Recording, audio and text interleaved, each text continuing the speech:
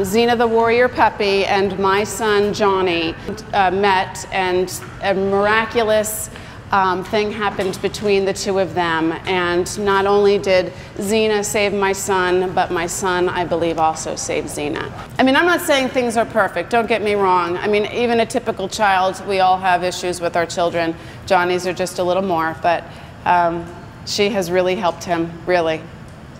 And you know, by John, see, we're not allowed to, he cannot have anyone in our home. He just becomes overwhelmed and he can't breathe, he hyperventilates. I mean, he physically can't handle anybody in our home. So our home was always very quiet. He doesn't have friends coming over. My older son really could never have friends coming over. It's just a kind of a lonely life. So when she came in, it was just like his best friend coming in every day, you know, and playing and everything. So that's how he spends his time with his dog, where most typical kids would spend with their friends. He spends with his dog. Story of survival. I've never seen a puppy anywhere near the condition she was in. And that's the 1% chance of survival. Oh, well. It wasn't good. But against all odds, this little puppy that could, did. And on her road to recovery, captured the hearts of thousands, including Linda and Grant Hickey, who ended up adopting her. Girl, I just fell in love with her over Facebook. Was it this piece? Oh, not me. But little did they know that the survivor would end up becoming a savior for their 8-year-old son Johnny, who has autism.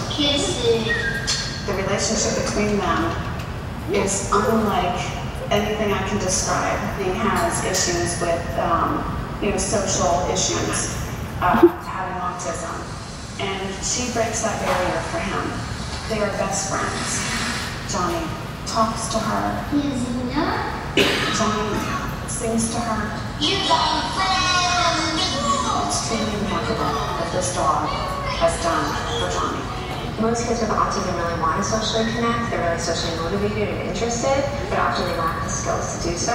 So sometimes a therapy dog can be a really amazing tool in order to foster social relationships. How do you even explain the gift that this animal has brought to your family? You know what? I don't even know if I can explain it in words. It was just so heartwarming to see it. I believe God has a plan, you know? And on February 11th, the dog walked into my home. The dog walked into my home and made the difference. Jill Rappaport, NBC News, Johns Creek, Georgia. Ah, that still makes me emotional to watch that. Good evening, everyone. Let me introduce myself to you again. My name is Linda. I am Xena the Warrior Puppies and Johnny's mom. This is trainer Lisa Matthews of Johns Creek, and of course, Xena the Warrior Puppy. I want to start here tonight with a bit of a background of Johnny and our story, when it all started, and some of our family's struggles and heartache in our life before we adopted Xena. I would say since Johnny was less than a year old, about 8 years ago, we knew that there was something different, something not quite right. Why was Johnny not reaching his milestones? Why wasn't he eating? Why wasn't he speaking? Through doctor appointments after doctor appointments, from evaluations to neurologists, the word autism was being suggested. I couldn't bear to say those words. I knew in my heart it was autism, but this mom just couldn't say it. So at the time, I chose to say special needs.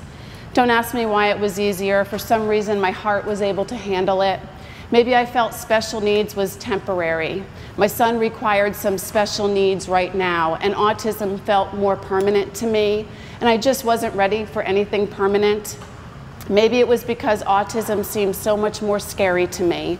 I really didn't know what it was, and I remember thinking of the movie Rain Man as to what I thought autism would be. 8 years ago, I felt that there was no place to go, or maybe it was just me not knowing how to navigate in this brand new world. You never saw a commercial on TV helping you out about autism. And we went to the doctor appointments. They used so many acronyms that my husband and I were thinking that they were speaking a foreign language. We were so lost. We were extremely devastated. We were heartbroken, and everyone in my family but me was in denial. I understand denial, although back then it certainly wasn't helping me or Johnny out at all. I believe that denial comes from hope. We so desperately hope and we so desperately want the very best for our children that we never ever give up hope. There isn't a blood test to diagnose autism, and the CAT scan came back normal, so we continue with hope. And we excuse behaviors we saw because we had hope. I saw it with my husband all the time. He would say things like, "Oh, he didn't get enough sleep last night," or "Johnny doesn't feel well, he feels warm." He wasn't warm, and Johnny had had plenty of sleep, but hope was excusing the behaviors away. So we had a family in denial, a mother who was completely navigating in this world alone and couldn't say the word autism. Our family was so sadly broken, and I remember and I admit that these times were by far the darkest days of my life. It wasn't that I loved my little boy any less. In fact, I think I couldn't have loved him any more. Watching him struggle, visiting doctor after a doctor, CAT scans, evaluations, hearing tests where Johnny needed anesthesia because he had failed all the soundproof booth tests, all was just so hard, too hard for parents to witness.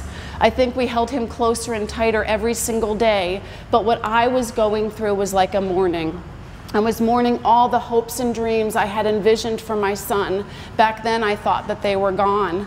Our life as a family was going to change, and it was going to be so completely different than I had envisioned.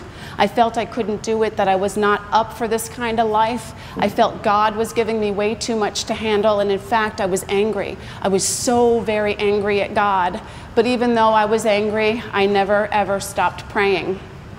Everything about Johnny was developmentally delayed. That was another term I could easily say in place of autism. From sitting up to crawling, walking, eating, speaking, Johnny has a condition called hypotonia, which is low muscle tone, and it affects every single muscle of his body, from head to toe, from swallowing to talking to strength and walking. Recently, I had to search for pictures of Johnny, baby pictures or younger pictures of him for another organization, and every picture that I found of Johnny where he was either standing or walking, Johnny was barefoot. I remember just an added shoe was too much weight for him to pick up to even walk. I saw pictures of us in Disney World where we were all standing in front of the big, beautiful castle, and there we are, and Johnny is barefoot. We must have looked like the parents of the year. And if Johnny wasn't barefoot, he was being carried on my hip, he was in a stroller, or on my husband's shoulders. He just didn't have the strength to take more than a few steps. Johnny's speech was non-existent, so we started teaching him sign language, since the words were not coming out. We started with therapy when Johnny was 3, and throughout Johnny's younger years, I feel we tried just about everything. I would stay up nights researching and Googling and researching more. And I wanted so desperately to help my child that whether it was therapy or diet or medication, we did it all, we tried it all. Throughout kindergarten and Johnny's first grade years, I think I took on a whole new role with Johnny. I wanted so desperately for Johnny to succeed that I would have lesson plans ready for him after school. I was not only his mother, but I was his teacher and his therapist.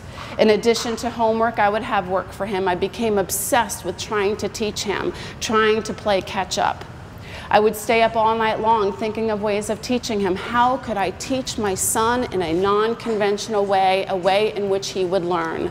I made things, I cut, I pasted, I glued, all to help Johnny learn. And looking back at it now, I know it was not healthy. Johnny does well overall in school, but as our life continues, we have our ups and downs, and this seems to be our consistent pattern of life, living with autism. As a family living with autism, I feel we have learned to love deeper, to believe stronger, and have learned to enjoy all the successes, no matter how small they are. We no longer sweat the small stuff, and our biggest celebrations are because of these smallest successes. We have learned to appreciate and love baby steps as long as they are moving forward. Progress is being made. So I pray, I continue to pray. I pray for strength to make it through every single day. I pray for guidance. I pray for miracles. I pray for peace. I pray for answers. And I pray for Johnny to be happy. And never in my wildest dreams did I think my prayers would be answered with a dog. I met Xena on the news one night last September. I was straightening up the family room, and I was so taken aback by the horrifying photo of her. They were looking to the public for any information on who could possibly have done this to a 4-month-old puppy. An emaciated, starved, so badly neglected and abused puppy was unresponsive, cold to the touch, and moments from death. The news said that Friends of DeKalb Animals, a rescue group, was caring for her and that there was a Facebook page set up for donations, and I quickly grabbed my computer and typed the name so appropriately given to her, Xena the warrior puppy. I followed Xena from this day forward. I signed into Facebook daily to check in on her. I prayed, oh boy did I pray for a miracle. A puppy who was given less than 1% chance to survive not only beat all odds, but grew into a healthy, loving pup, proof that miracles do come true. In November, Xena was well enough to hold her first fundraiser and meet her Facebook fans. I told my husband that morning that I wanted to go, and he was hesitant because he didn't want me to fall in love with the warrior even more and have my heart crushed. We were there for under 5 minutes since Johnny wasn't able to handle the crowd and the new environment, but Johnny met her. He touched her and he loved on her. And not knowing it at the time, the Atlanta News got it all on tape, and Johnny and Xena made their very first news that evening back in November, when Xena, being part of our family, was only a dream and a prayer. The video footage shows a puppy engaged with others, and all of a sudden she takes off to Johnny. Could it be fate? I believe in my whole heart it was, that these two were destined to be together, but I just didn't know the rest of the miracles that were about to unfold. So it was after this meet and greet fundraiser that I decided to submit adoption papers. I remember filling them out. I didn't just answer the questions. I wrote a novel with arrows on the back of the paper. I wanted to make sure that whoever was reading about me and my family and my other two puppies fully understood my love for dogs. I was in love, and I knew that I could give this little baby that had been so badly abused a life she so deserves. I remember my husband always asking me, "Do you really think you're going to get that dog? She has like over 14,000 Facebook fans." And my answer was always yes.